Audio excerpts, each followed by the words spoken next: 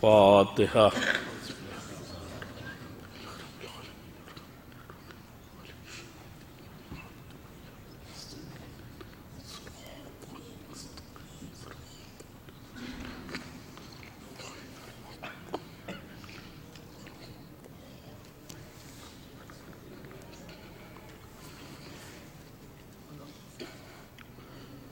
لا حول ولا قوة إلا بالله العلي العظيم۔ حسبنا الله ونعم الوكيل، نعم المولى ونعم النصير۔ أعوذ بالله السميع العليم من الشيطان اللعين الرجيم۔ بسم الله الرحمن الرحيم۔ الحمد لله رب العالمين، والعاقبة للمتقين، والجنة للموحدين، والنار للعاصين والملحدين، والصلاة والسلام والتحية والإكرام على النبي الأمي العربي القرشي المكي المدني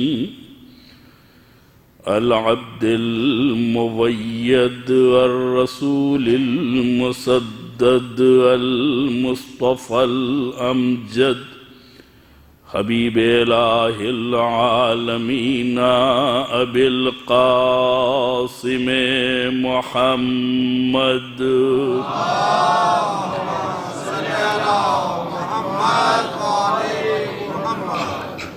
وآله الطيبين الطاهرين المعصومين المظلومين الذين أذهب الله عنهم الرجس وطهرهم تطهيرا۔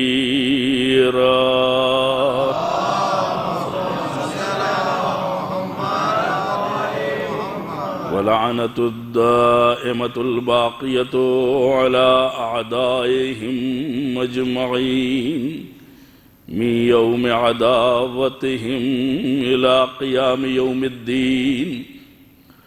أما بعد، فقد هذا ما أوصى به حسين بن علي بن أبي طالب إلى أخيه محمد بن الحنفية إلى أن قال: إني لم أخرج أشرا ولا بطرا ولا مفسدا ولا ظالما، بل إنما خرجت لطلب الإصلاح في أمة جدي رسول الله، أريد أن آمر بالمعروف وأنهى عن المنكر، وأسير بسيرة جدي وأبي علي بن أبي طالب۔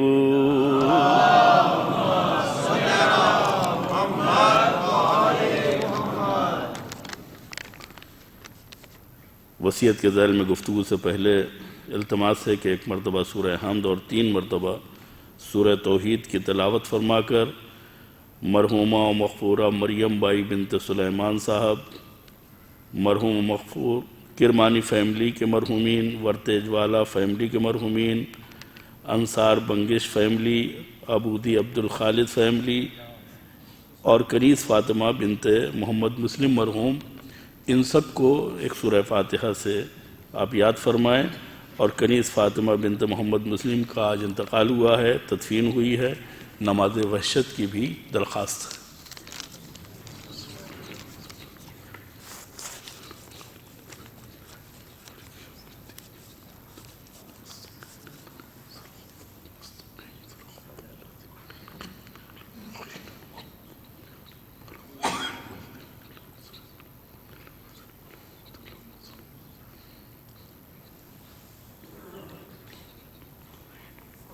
صلوات پڑھیں محمد و آل محمد۔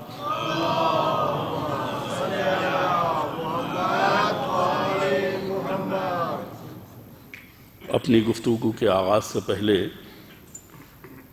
میں ایک نقطے کی طرف توجہ دلا دوں کہ عام طور پر جب سورہ فاتحہ کی درخواست کی جاتی ہے یا نماز وحشت کی درخواست کی جاتی ہے تو لوگ ان کی نماز وحشت یا سورہ فاتحہ پڑھتے ہیں جنہیں وہ جانتے ہوتے ہیں۔ عام طور پر ان کے ہاں اسپیڈ ہوتی ہے کہ بھائی یہ ہمارا جان پہچان والا ہے، یہ ہمارا قریبی ہے یا رشتہ دار ہے، لیکن ذہانت یہ ہے کہ سورہ فاتحہ ہو یا نماز وحشت، یہ صرف جس کے لیے پڑھا جا رہا ہے اسی کا فائدہ نہیں ہے۔ سورہ پڑھنے کا بھی فائدہ ہے، کسی مومن کو یاد کرنے کا بھی فائدہ ہے۔ جب مرحومین اور مومنین و مومنات کا نام آتا ہے تو جن کا آپ تصور بھی نہیں کر سکتے ہیں کہ آپ کا سورہ فاتحہ کہاں تک پہنچ رہا ہے۔ کل ہمیں بھی اس کی ضرورت ہوگی، اور اگر یہ رسم باقی رہی مومنین و مومنات کی، خدا ہم سب کو واقعی مومن اور مومنات میں شمار کرے، تو اس میں ہم حصے دار ہوں گے، شریک ہوں گے۔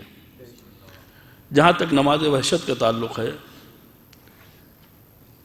ایک شخص جب قبر میں جاتا ہے تو اسے قبر کی تنہائی، قبر کی تاریکی، قبر کی یکتائی یہ اسے وحشت دیتی ہے، گھبراتا ہے۔ وہ نماز وحشت اس تنہائی کو دور کرنے کا سبب ہے، تاریکی کو دور کرنے کا سبب ہے، وحشت کو دور کرنے کا سبب ہے۔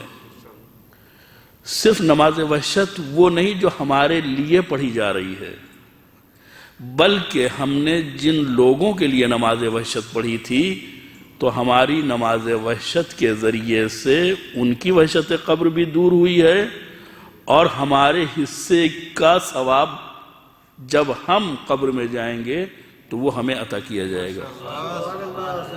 اب ظاہر سی بات ہے جتنی زیادہ ہم نے مومنین و مومنات کی نماز وحشت پڑھی ہے اتنا ہی زیادہ ہمیں اس کی روشنی نصیب ہوگی۔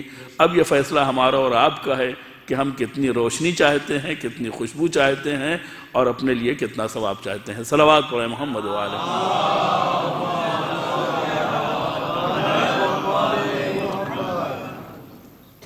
سرکار سید الشہداء حضرت امام حسین علیہ السلام کی مشہور و معروف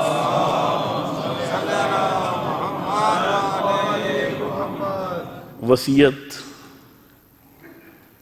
جو آپ نے اپنے آغاز سفر میں اپنے برادر عزیز محمد حنفیہ کو فرمائی ہے، فرماتے ہیں کہ میں خوش گزرانی، تفریح، فساد، ظلم، ستم، اقتدار پرستی کے لیے نہیں جا رہا ہوں،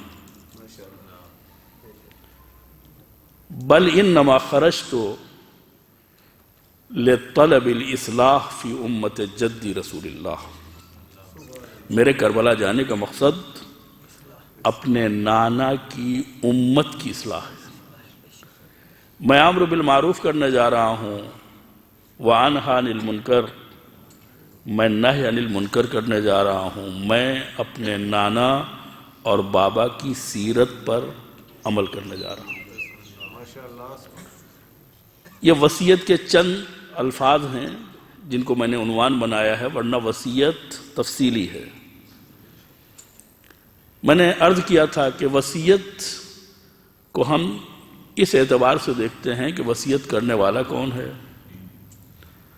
وصیت کسے کی جا رہی ہے، اور وصیت کیا کی جا رہی ہے۔ ظاہر سی بات ہے کہ جس نے وصیت کی ہے اس کا تعارف اسی وقت ممکن ہے جب قرآن کا لہجہ ہو اور رسول کی زبان ہو۔ یہ تو ہم نے اپنی بے بذاتی کی بنیاد پہ چند جملے آپ کی خدمت میں امام حسین کے تعارف سے پیش کیے، ورنہ جس کا قصیدہ قرآن پڑھ رہا ہو، جس کا تعارف رسول کرا رہے ہوں، اس کے لیے ہم اپنے الفاظ استعمال کریں، یہ ہمارے اندر جسارت نہیں ہے۔ دوسرا پہلو کیا ہے؟ کس سے وصیت کی جا رہی ہے؟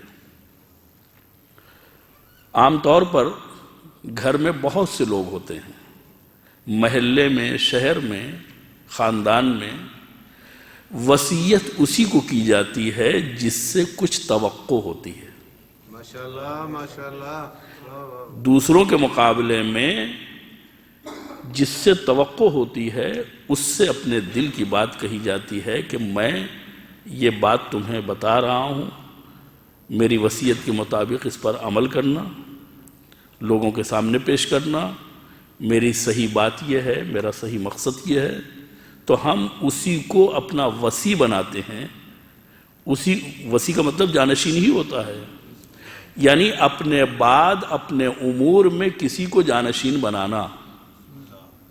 وصی، وصیت کرنے والا موسی ہے، جس کو وصیت کی جا رہی ہے وہ وصی ہے۔ اب ظاہر سی بات ہے کہ امام حسین نے اپنی وصیت کے لیے اپنے بھائی محمد حنفیہ کا انتخاب کیا ہے۔ میں اس بات کے اوپر اس لیے زور دے رہا ہوں کہ بعض اوقات ذہنوں میں سوال پیدا ہوتے ہیں کہ جب کربلا جانا سب کے لیے ضروری تھا تو محمد حنفیہ کیوں نہیں گئے؟ اور اگر نہیں گئے تو کیا معاذ اللہ امام سے ہٹ گئے تھے؟ میں اپنے بچوں کے لیے عرض کر رہا ہوں، بزرگ مجھ سے بہتر جانتے ہیں کہ وصیت کرنا اس بات کی علامت ہے کہ آپ ہماری جگہ پر یہیں رہیں۔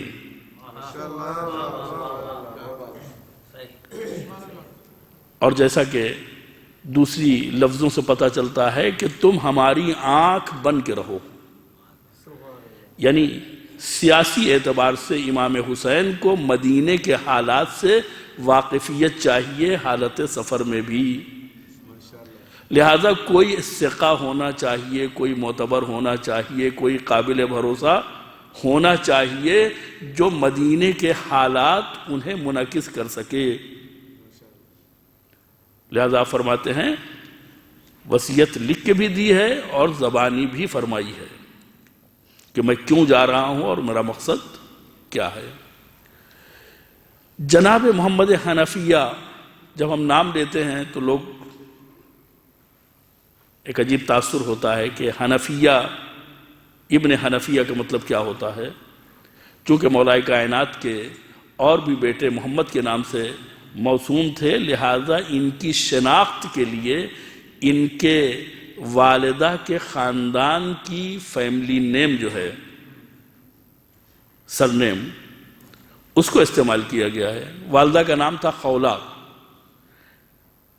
اور ان کے والد کا نام تھا جعفر، قبیلے کا نام تھا حنفیہ، ان کا نام تھا محمد۔ ان کی عظمت کے لیے صرف ایک بات میں عرض کر دوں کہ اسلام میں ایک چیز صرف 3 آدمی کے لیے جائز ہے۔ ایک چیز ہوتی ہے ہمارے یہاں نام، جس سے کسی آدمی کو ہم پکارتے ہیں۔ ایک چیز ہوتی ہے کنیت، یعنی باپ کو بیٹے کے رشتے سے، بیٹی کے رشتے سے پکارا جاتا ہے۔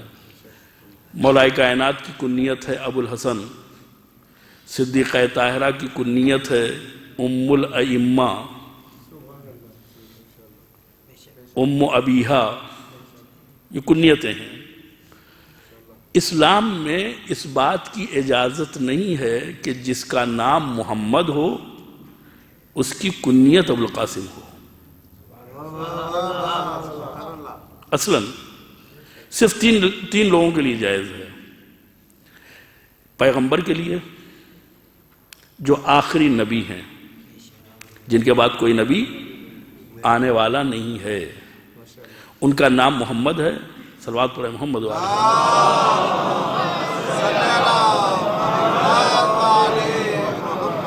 اور کنیت ابو القاسم ہے.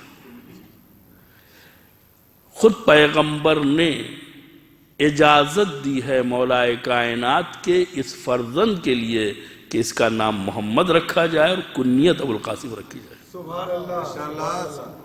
یا پھر آخری مرحلے میں وہ امام جو پردہ غیبت میں ہے، اور جب وہ آئیں گے تو ظلم و ستم کی بساط الٹ جائے گی، عدل و انصاف کا پرچم لہرائے گا.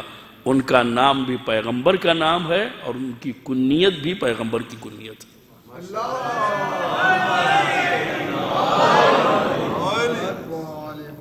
اب اس سے آپ کو اندازہ ہو سکتا ہے کہ محمد حنفیہ پیغمبر کی نگاہ میں کیا حیثیت رکھتے ہیں، مولا کائنات کی نگاہ میں کیا حیثیت رکھتے ہیں. اس کو میں عرض کروں کہ روایتوں میں ملتا ہے کہ انتہائی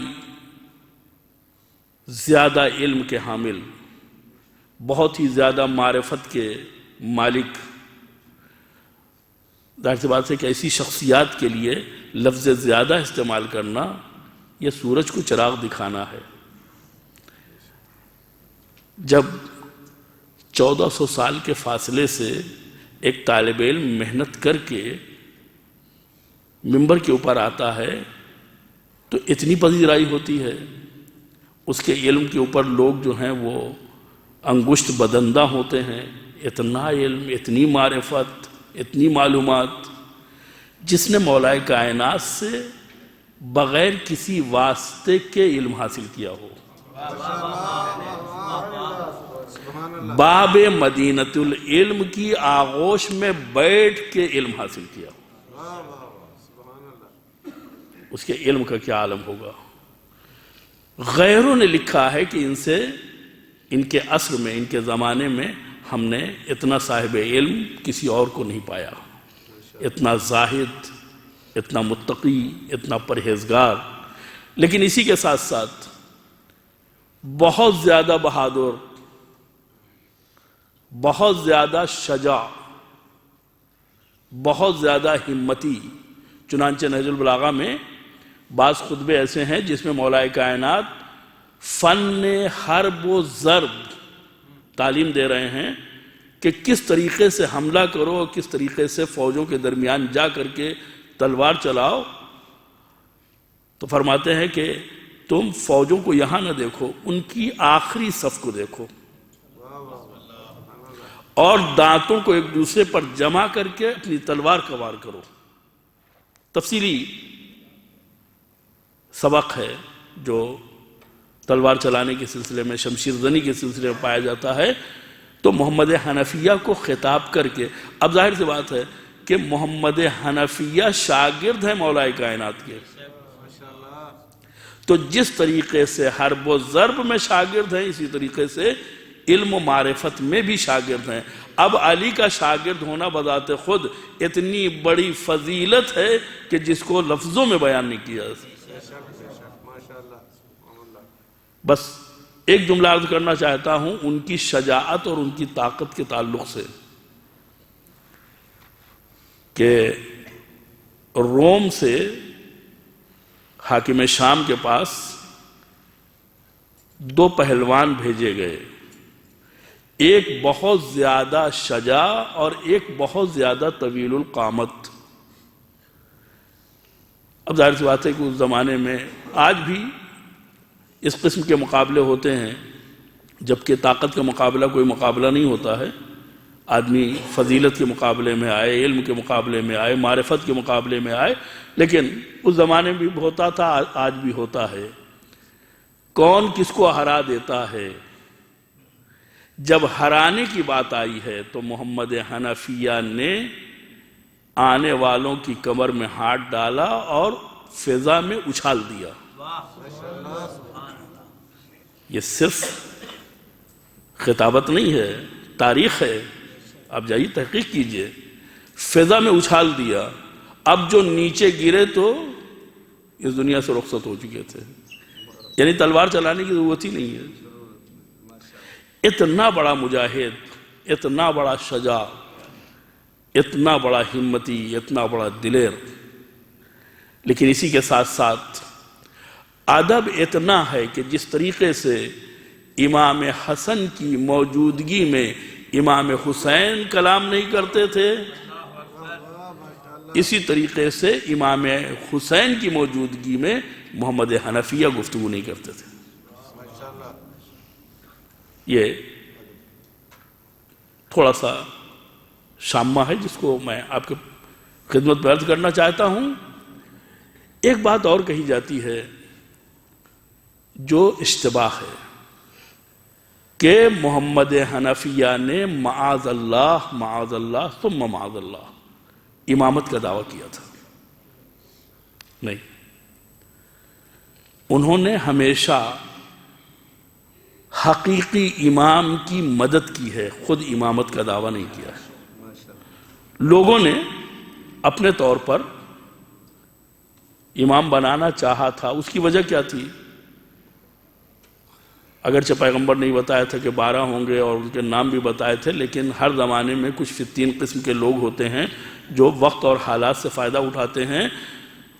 انہوں نے دیکھا کہ امام حسن امام ہوئے مولا کائنات کے بعد، پھر ان کے چھوٹے بھائی امام حسین امام ہوئے، تو اب ظاہر سی بات ہے کہ ان کے چھوٹے بھائی محمد حنفیہ زندہ ہیں، تو اب ان کا نمبر، تو لوگوں نے اپنے کیلکولیشن کے اعتبار سے ان کو امام سمجھا، لیکن انہوں نے کبھی دعویٰ نہیں کیا اور نہ ان کی حوصلہ افزائی کی، ہمیشہ منع کرتے رہے، اور منع اس طریقے سے کیا کہ لوگوں کے اوپر حجت تمام ہو جائے۔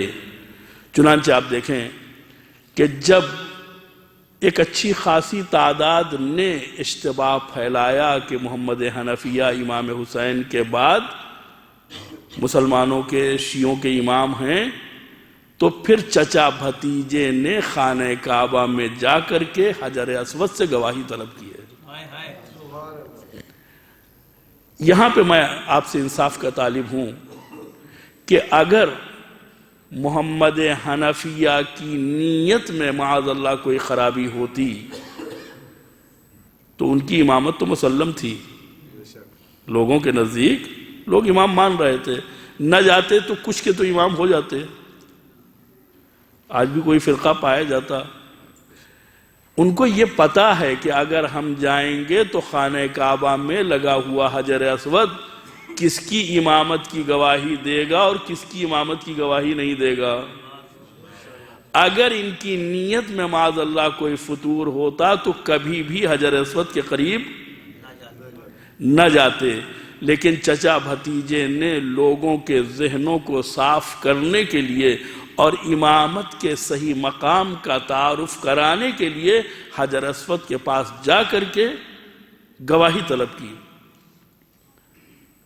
پہلے محمد حنفیہ گئے اور انہوں نے سلام کیا، کوئی جواب نہیں آیا، اور جب ہمارے چوتھے امام حضرت امام زین العابدین علیہ السلام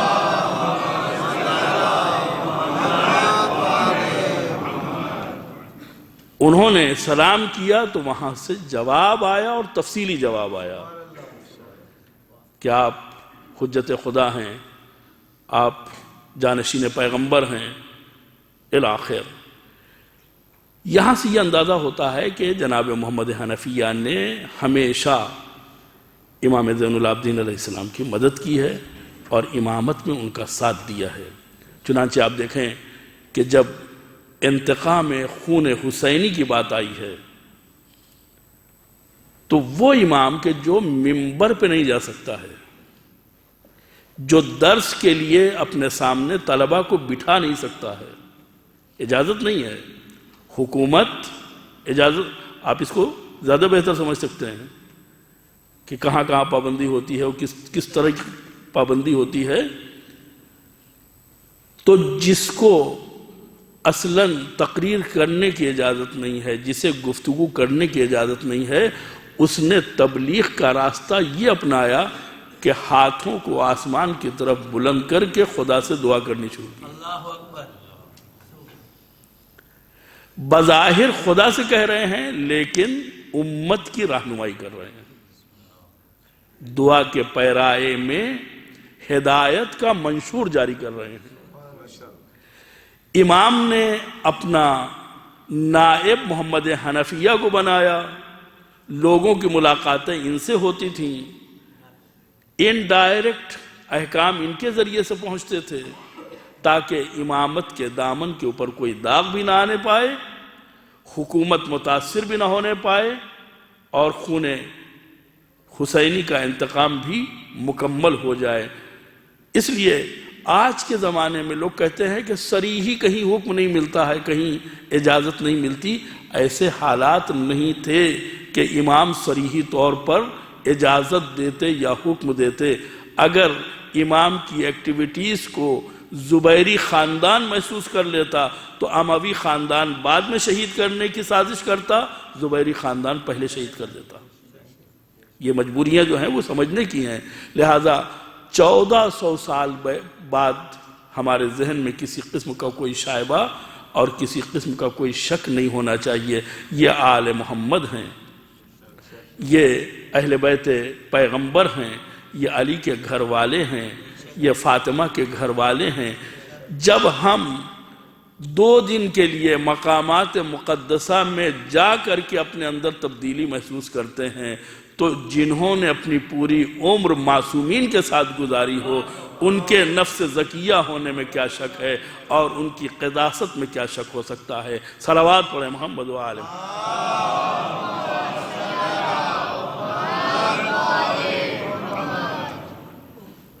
اس سلسلے کی ایک بات اور بھی عرض کر دوں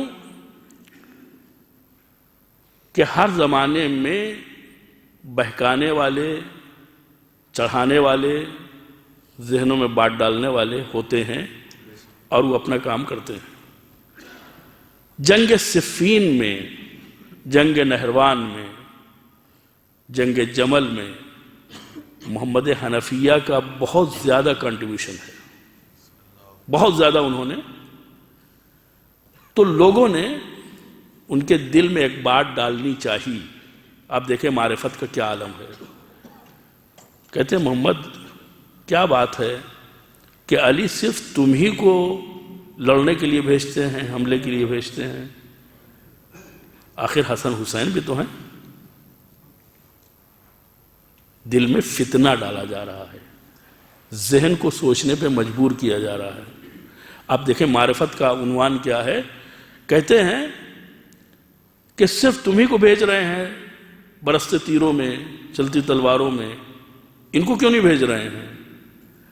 تو فی البدیہہ جواب دیتے ہیں کہ یہ میرے باپ کی آنکھیں ہیں، میں اپنے باپ کا ہاتھ ہوں۔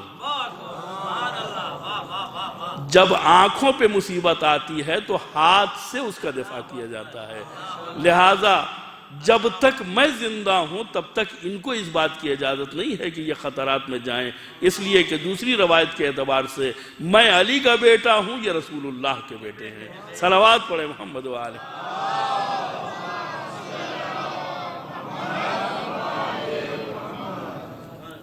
اس تناظر میں اگر دیکھیں گے تو محمد حنفیہ نے جو کنٹریبیوشن کیا ہے اور جو ایثار اور قربانی کا مظاہرہ کیا ہے وہ واقعاً اس لیے کہ جہاں پر امام فرما رہے ہوں کہ تم مدینے میں رہو اور تم کو میں وصیت دے کے جا رہا ہوں، اطاعت امام کا لازمہ یہی ہے کہ چونچرا نہ کیا جائے۔ چنانچہ آپ دیکھیں کہ جب مسلم سے کہا کہ تم کوفے جاؤ، مسلم بھی وسیع ہیں، امام نے نائب بنا کے بھیجا ہے۔ فرماتے ہیں یہ میرے بھروسے مند، میرے اہل بیت سے، میرے چچا زاد بھائی، میرے ثقہ، میں ان کو بھیج رہا ہوں، اپنی جگہ پہ بھیج رہا ہوں، میری بیعت ان کی بیعت، ان کی بیعت میری بیعت۔ تو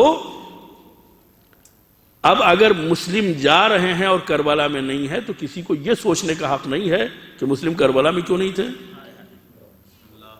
ہر ایک کی الگ الگ ذمہ داری ہے. تو جس طریقے سے حکم امام سے مسلم کوفے گئے ہیں، اسی طریقے سے حکم امام سے محمد حنفیہ مدینے میں ہے. آپ تصور کر سکتے ہیں جہاں کوئی واقعہ ہو رہا ہو وہاں پہ موجود ہونا بذات خود ایک صبر کی دلیل ہوتی ہے. اگر آدمی دور ہو تو تڑپ کے رہ جاتا ہے، زیادہ احساس ہوتا ہے.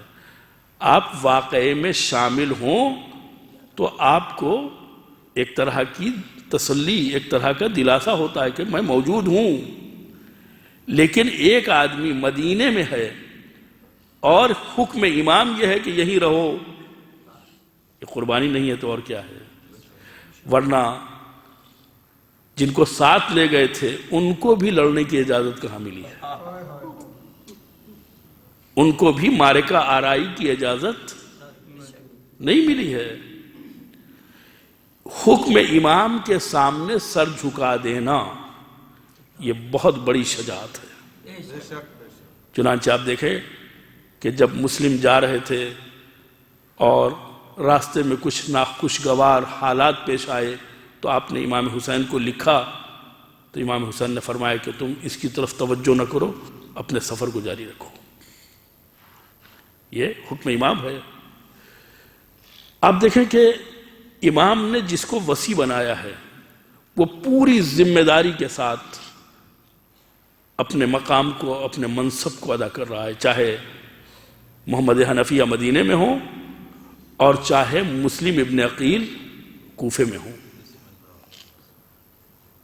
امت نے اگر معرفت امام حاصل کر لی ہوتی، امت نے صحیح موقع پر اگر اپنی ڈیوٹی کو سمجھ کر کے عمل کو انجام دیا ہوتا تو کربلا کا واقعہ کسی دوسرے رخ سے ہوتا. چنانچہ آپ دیکھیں کہ پورے کوفے میں کتنے لوگ تھے جنہوں نے مسلم کے ہاتھ پہ بیعت کی تھی. امام جب سفر کر رہے ہیں تو بوریوں میں خط بھرے ہوئے ہیں، تعداد بہت زیادہ ہے. مسلم ابن عقیل کوفے پہنچے ہیں، مسلم کے ہاتھوں پر 2 روایتیں ہیں، 18,000 25,000. اگر سب سے کم والی روایت کو بھی قبول کر لیا جائے کہ 18,000 نے بیعت کی ہے، تو اگر 18,000 جس نے بیعت کی ہے اگر اپنے وظیفہ شرعی کے اوپر عمل کرتے ہوئے مسلم کے ساتھ کھڑے ہو جاتے تو مسلم کی شہادت نہ ہوتی. کیوں؟ اس لیے کہ ایک خاتون نے ہمت کی تھی. نام کے لیے کوفے میں بہت سے مرد تھے لیکن ایک خاتون نے ہمت کی اور مسلم کو ایک رات پناہ دے دی. اگر یہ پناہ نہ دی ہوتی تو مسلم ایک رات پہلے شہید کر دیے گئے ہوتے. یعنی ایک خاتون کے اپنے ڈیوٹی کے اوپر عمل نے مسلم کی شہادت کو ایک دن ڈیلے کر دیا. میں حالات کی بات کر رہا ہوں ورنہ مقدرات کی بات اپنی جگہ ہے. یعنی ہماری ڈیوٹی کیا ہے؟ اس ایک خاتون نے اپنی ڈیوٹی انجام دے کر کے سارے لوگوں کی آنکھیں کھول دیں کہ جب ایک خاتون کا عمل کم سے کم ایک رات کی حفاظت کا ذریعہ بنتا ہے تو اگر یہ سب لوگ اکٹھا ہو جاتے تو جناب مسلم کی مدد کے لیے کافی ہوتے. لیکن بیعت کی گئی اور بیعت کرنے کے ساتھ ساتھ چھوڑا بھی گیا. امام کیا کہہ رہے ہیں؟ میں اصلاح امت کے لیے جا رہا ہوں اور اصلاح امت کے لیے میں جا ہی نہیں رہا ہوں، بلایا بھی گیا ہوں. مسلم کو اس لیے بھیجا گیا ہے کہ تم جاؤ، جو لوگ یہ دعوے کر رہے ہیں کہ وہ ہمارے منتظر ہیں، جا کے دیکھو ان کی باتوں میں صداقت ہے یا نہیں ہے. عزیزو، میں پیغام کربلا کے عنوان سے جو گفتگو کر رہا ہوں، میں حالات کو جوڑنا چاہتا ہوں کربلا کے 61 ہجری سے آج کے زمانے کو، اس لیے کہ کل اگر کربلا والوں کی کوئی ذمہ داری تھی تو آج ہماری بھی کوئی ذمہ داری ہے۔ زیارت پڑھتے ہیں، تمنا، آرزو، خواہش، یا لیتنا کننا معکم، کربلا میں ہوتے کیا کرتے؟ امام نے محروم نہیں کیا ہے۔ جذبے کی بات ہے کہ ہم اپنی ڈیوٹی کو سمجھیں۔ کل کربلا میں حسین مدد کے لیے افراد کو پکار رہے ہیں، حل من ناصر ینصرنا، ہے کوئی جو میری مدد کرے؟ یہ آواز ختم ہو گئی۔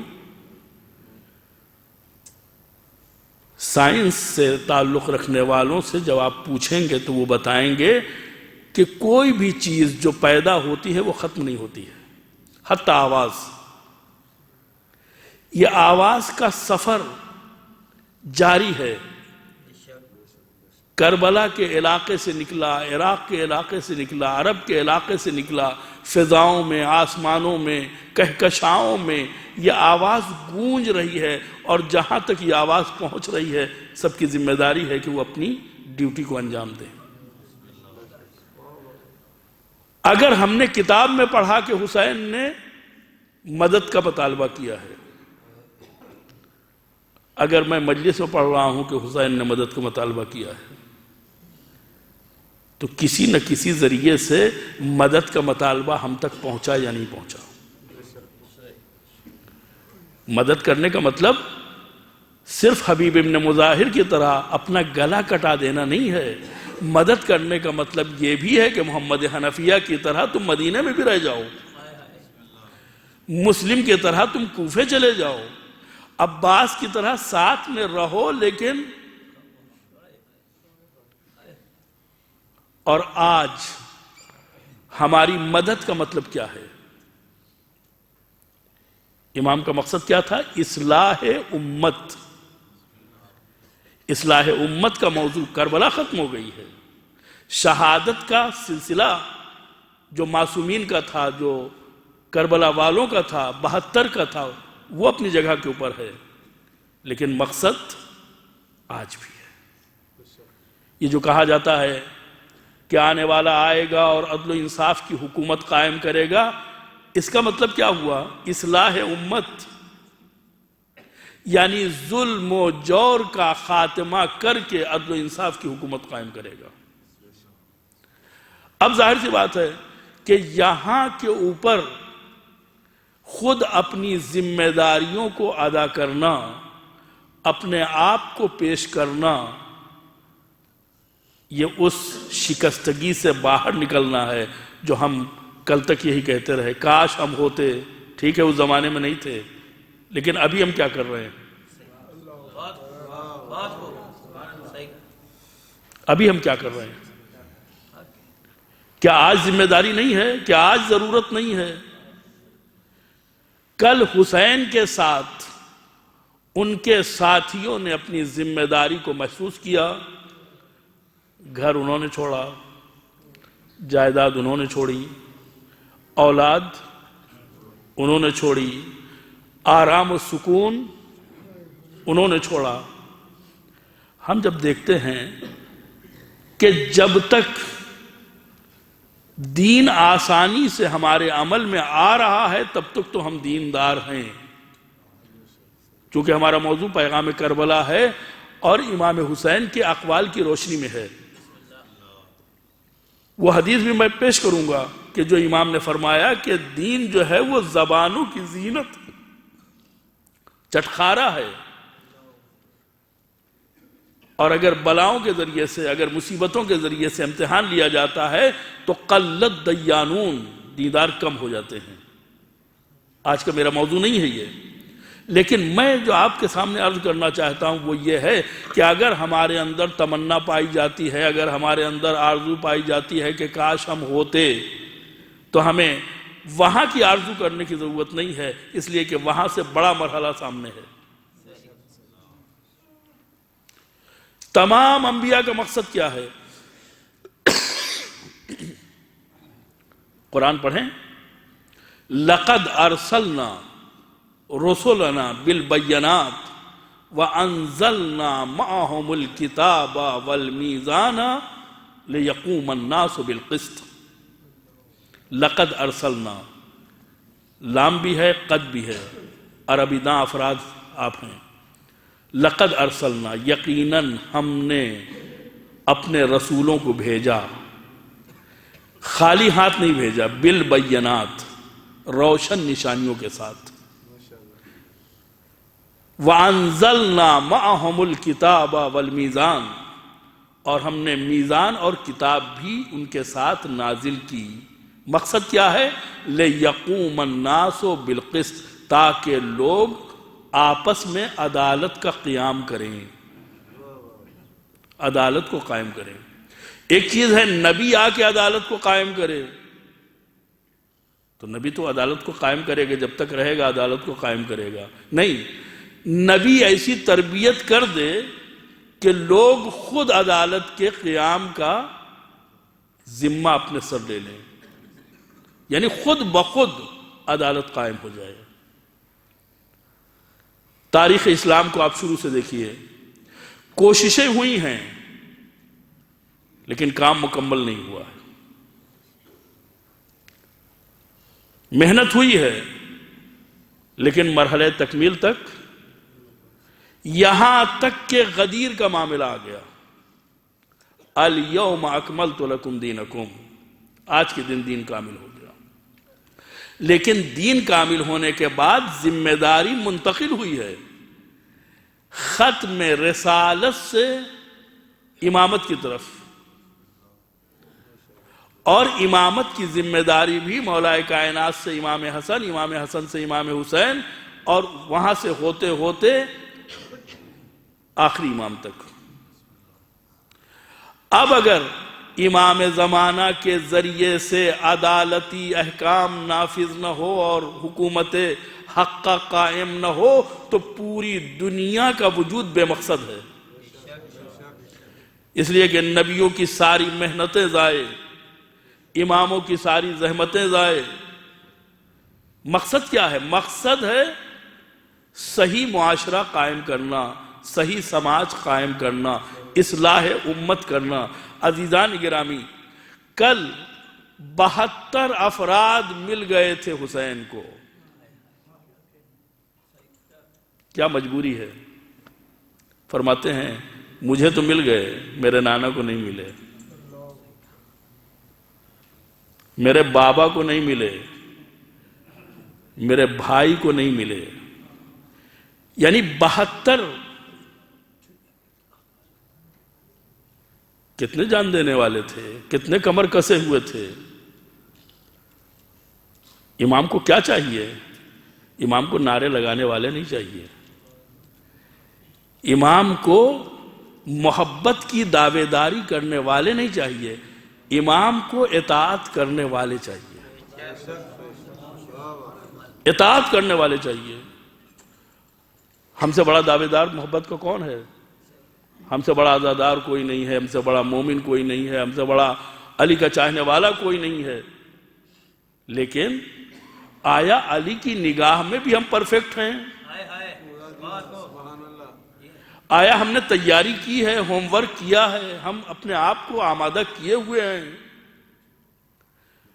آیا اس ضمن میں ہم شمار کیے جا سکتے ہیں؟ امام صادق علیہ السلام کی خدمت میں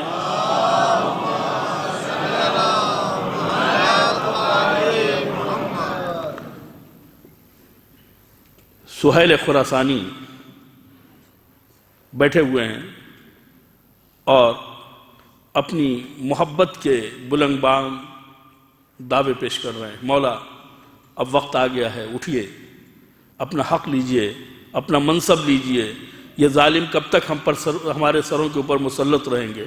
امام نے کہا کہ ہمارے پاس مدد نہیں ہے، افراد نہیں ہیں۔ کہا مولا 1,00,000 تلواریں آپ کی حکم کی منتظر ہیں۔ دیکھیں کہاں اشتباہ ہوتا ہے، ہم کیا سمجھ رہے ہیں اور مولا کیا چاہتے ہیں۔ ہم یہ سمجھ رہے ہیں کہ مولا وقت ضائع کر رہے ہیں معاذ اللہ، یعنی ابھی اٹھنا چاہیے۔ یہی بات ہے کہ اتباع کرنے والا، اطاعت کرنے والا مشورہ نہیں دیتا ہے۔ اتباع کرنے والا جو ہے وہ حکم کا منتظر ہوتا ہے۔ چنانچہ آپ دیکھیں کہ جب علی کے گلے میں رسی باندھی جاتی ہے تو سلمان کو غصہ نہیں آتا۔ یہ غصہ نہ آنا اس بات کی علامت نہیں ہے کہ سلمان کے دل میں محبت نہیں ہے۔ نہیں، سلمان کو یقین ہے کہ اگر علی کے مزاج کے خلاف ہے اور علی برداشت نہ کرے تو یہ رسی کیا ہے اور یہ افراد کیا ہیں۔ ایک اشارہ کرے کافی ہے۔ یہاں پر اتباع کا مطلب ہے سکوت۔ ہم نے ان کو امام مانا ہے تو ہر معاملے میں امام ہیں یہ۔ ہم دیکھیں گے اگر ان کا اشارہ ہوگا تو ہم اف کریں گے، اشارہ نہیں ہوگا تو خاموش رہیں گے۔ ان سے بڑا بہادر کون ہے، ان سے بڑا شجاع کون ہے، ان سے بڑا ساوند کون ہے، سورما کون ہے۔ اگر علی مصلحت سمجھتے تو صرف آنکھ دکھا دیتے، تلوار اٹھانے کی ضرورت نہیں تھی۔ تو مشورہ کیا دیا جا رہا ہے کہ مولا آپ اٹھ کیوں نہیں رہے ہیں؟ کا چاہنے والے نہیں ہیں، اطاعت گزار نہیں ہیں، افراد نہیں ہیں، کا 1,00,000 تلواریں آپ کی حکم کی منتظر ہیں۔ کہ اچھا یہ تو نئی خبر ہے ہمارے لیے، ہم تو کچھ تھوڑی سی چاہتے تھے، یہ 1,00,000 کہاں سے آ گئے؟ کہا نہیں مولا 1,00,000 تلواریں آپ کے حکم کی منتظر۔ کہا سہیل یہ تنور جل رہا ہے، جاؤ گے؟ مولا کیا غلطی ہوئی ہے، کیا خطا ہوئی ہے، کیا قصور ہوا ہے؟ بچے چھوٹے ہیں، مسافرت کا عالم ہے، ابھی گھر جانا ہے۔ کہا ٹھیک ہے۔ آپ دیکھیں معرفت کا کیا انداز ہے، امام کیا کہہ رہے ہیں وہ کیا ایکسکیوز پیش کر رہے ہیں۔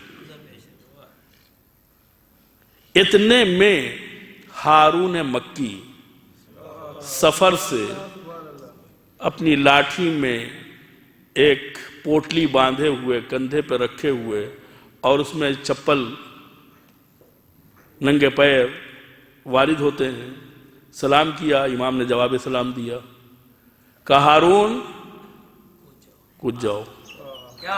ہارون نے یہ نہیں پوچھا معاملہ کیا ہے، کس بات کے اوپر گفتگو ہو رہی ہے، کیا موضوع ہے، کیا کہنا چاہتے ہیں، ان سے کیا بات ہو رہی ہے، بس سنا اور کود گئے۔ امام نے اٹھا کے ڈھکن بند کر دیا۔ اب امام گفتگو کر رہے ہیں اور یہ بے چین ہے، پتہ نہیں کیا حشر ہوگا، جل گیا ہوگا، اب تو ہڈیاں بھی، اب تو بالکل خاکستر ہو گیا ہوگا۔ امام اس کی بے چینی کو دیکھ رہے ہیں، فرماتے ہیں آؤ چلیں دیکھیں ہارون کا کیا حشر ہوا۔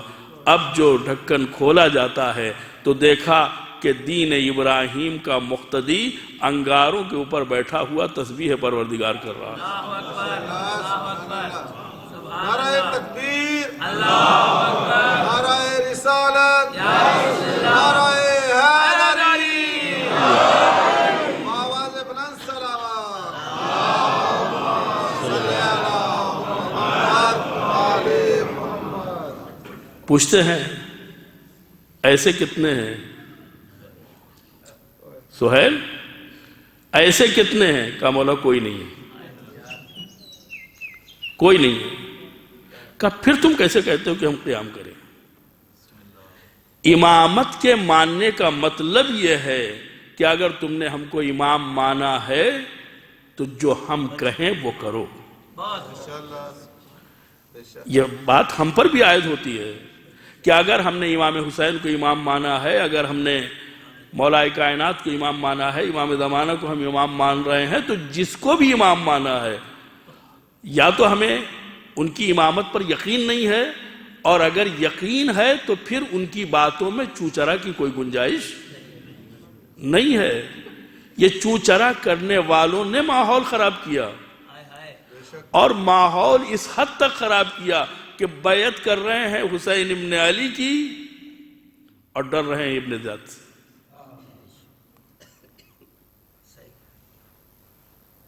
یا تو بیعت نہ کرتے مسلم چلے جاتے، بیعت کر کے بھروسہ دلایا. 18,000 بیعت کرنے والے ہیں، 25,000 بیعت کرنے والے ہیں، لیکن جب مسجد کوفہ میں نماز پڑھ کر کے پیچھے دیکھتے ہیں تو 30 آدمی سے زیادہ نہیں. جب آدمی کہیں استقبال کیا جاتا ہے، اس کا ویلکم کیا جاتا ہے، اس کو ہار پھول سے لایا جاتا ہے، تو اس کو نہ گلیاں معلوم ہوتی ہیں نہ اس کو راستہ معلوم ہوتا ہے. اس لیے کہ راستہ معلوم ہونے کے لیے خود راستے میں جانا ضروری ہے. لیکن جس کا استقبال صلوات کے ذریعے سے ہو، درود کے ذریعے سے ہو، مسلم کا استقبال کوفے سے باہر نکل کے ہوا تھا، تو مسلم کو راستے نہیں معلوم ہے. مسجد سے نکلے تھے 30 آدمی تھے، لیکن جب آگے بڑھے ہیں تو دھیرے دھیرے دبے پاؤں لوگ کھسکتے گئے. نتیجہ یہ ہوا کہ کوئی یہ بتانے والا نہیں تھا کہ کس طرف جانا ہے اور کس طرف جانے کا کیا مطلب ہے. کوئی آدمی یہ کہتا کہ آقا ہمارا گھر حاصل ہے، آپ کہاں جا رہے ہیں؟ اس لیے کہ مسلم کے سامنے کوئی ہدف نہیں ہے، ٹارگٹ نہیں ہے کہ کس کے گھر ہم کو جانا ہے. ہر آدمی مسلم کے لیے میزبان بن سکتا تھا، لیکن کوئی بتانے والا نہیں کہ یہ راستہ کدھر جاتا ہے. سب مسلم کو چھوڑ کے علیحدہ ہو گئے. مسلم کبھی اس گلی میں کبھی اس گلی میں، سارے دروازے بند، سارے دروازے بند. ایک دروازہ کھلا دکھائی دیا. قریب گئے، احساس ہے پانی پیاس کا. کہتے ہیں اے ضعیفہ، کیا تھوڑا سا پانی مل سکتا ہے؟ ابھی کوفہ اتنا غدار نہیں ہوا ہے. وہ خاتون اندر گئی، پانی لا کے مسلم کے ہاتھوں میں دیا، مسلم نے پانی پیا. خاتون برتن رکھنے کے لیے اندر گئی، واپس آئی تو دیکھا کہ وہ مسافر بیٹھا ہوا ہے. کہا تم نے پانی مانگا تھا، ہم نے تمہیں پانی دے دیا، تم اپنے گھر کیوں نہیں جاتے ہو؟ حالات بڑے خراب ہیں. کسی کے دروازے پر اس طریقے سے بیٹھنا مناسب نہیں ہے. سر جھکا کے کہتے ہیں جس کا کوئی گھر نہ ہو. کہا کیا مطلب؟ کہا میں مسافر ہوں. کہا کہاں سے آئے ہو؟ کہا مدینہ رسول. کیا تمہیں نہیں معلوم کہ حسین کا نمائندہ آیا تھا؟ کہا ہاں، وہ تو میرے آقا مسلم تھے. کہا میں وہی غریب مسلم ہوں. بس یہ سننا تھا کہ 18,000 مردوں کے مقابلے میں وہ ایک توآ، اتنی شجاع، اتنی بہادر کہ اس نے اپنا دروازہ کھول دیا. آقا آپ دروازے کے اوپر، اندر آئیے، مجھے اپنے حشر کی پرواہ نہیں ہے، مجھے اپنے انجام کی پرواہ نہیں ہے، آپ اندر آئیے. مسلم کو سہارا دینے والی ایک خاتون جو 18,000 مردوں کے اوپر بھاری. اس کو معلوم ہے کہ ہمارے گھر میں ایسے افراد ہیں جو آل محمد کو برداشت نہیں کر سکتے ہیں. جاسوسی ہوئی، لیکن کم سے کم اس خاتون نے اپنے وظیفہ شرعی اور اپنی ڈیوٹی کو انجام دینے کی پوری کوشش کی. عزیزو، رستے میں امام کو فکر ہے کہ مسلم کو بھیجا تو ہے لیکن کوئی خبر نہیں مل رہی ہے. قافلہ مکے سے کربلا کی طرف رواں دوا ہے. ایک قافلہ چند لوگوں کے اوپر مشتمل کوفے کی طرف سے آتا ہوا دکھائی دیا تو آپ فرماتے ہیں کہ ذرا سے ان سے معلوم کرو میرے بھیا مسلم کی کچھ خبر ہے. عزیزو، جب جا کے معلوم کیا گیا تو کہا ہم کو آقا کے پاس لے کے چلو. آقا کے قریب آئے وہ مسافر، کہا مولا سب کو ہٹا دیجئے، کوئی راز کی بات ہے؟ امام نے کہا ہمارا کوئی راز نہیں ہے، یہ سب محرم ہے، بس یہ سننا تھا کہ آقا جب ہم کوفے سے نکلے تھے تو عجیب و غریب حالت تھی، ہانی ابن عروہ کا جنازہ تھا، مسلم ابن عقیل کا جنازہ تھا، پیروں میں رسی باندھ کے کوفے کے اوباش گلیوں میں انہیں کھینچ رہے تھے۔ مسلم کا جنازہ کاندھوں کا محتاج نہ ہوا، گلیاں تھیں، اور سفیر حسینی کا جسم اثر تھا، پیروں میں رسی باندھ کے کھینچا جا رہا تھا۔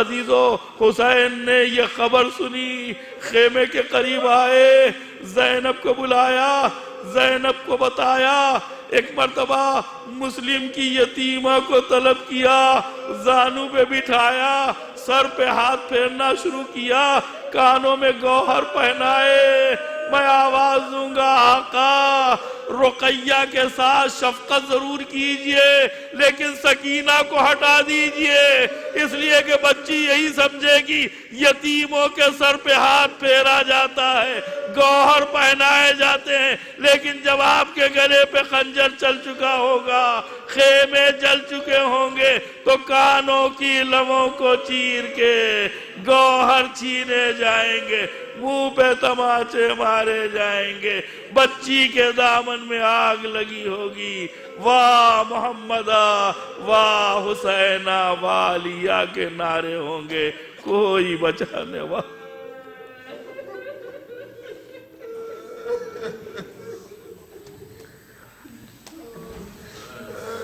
سيعلم الذين ظلموا أي منقلب ينقلبون إنا لله وإنا إليه راجعون إلهي بحق الزهراء وأبيها وبعلها وبنيها وبحق الأئمة التسعة الطاهرين من ذرية الحسين عليهم الصلاة والسلام فاستجب دعانا واقض حاجاتنا برحمتك يا أرحم الراحمين۔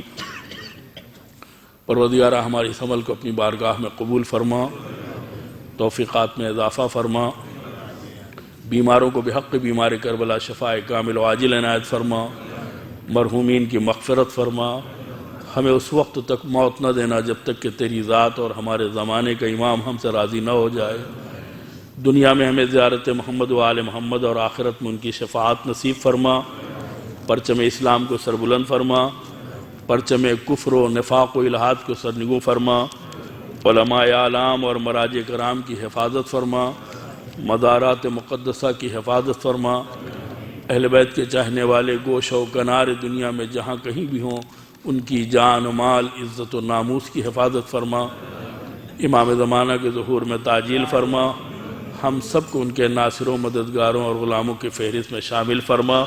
وصلی اللہ علی محمد وآلہ الطیبین الطاہرین المعصومین۔ ایک سورہ فاتحہ مرحومہ مریم بائی بنت سلیمان کرمانی فیملی کے مرحومین، ورتیج والا فیملی کے مرحومین، انصار بنگش فیملی کے مرحومین، ابودی عبد الخالد فیملی کے مرحومین، اور اس کے بعد یہ چند مومنین و مومنات جو ہیں وہ آج ہی انتقال فرما گئے ہیں، ان کے لیے سورہ فاتحہ کے ساتھ نماز وحشت کی درخواست ہے۔ کنیز فاطمہ بنت محمد مسلم مرحوم، مرحوم محسن رضا ولد فدا حسین ہیمانی جو آج ہی کربلا عراق میں جن کا انتقال ہوا ہے، ام حبیبہ بنت سید ابرار حسین، ان سب کے لیے نماز وحشت کے ساتھ سورہ فاتحہ۔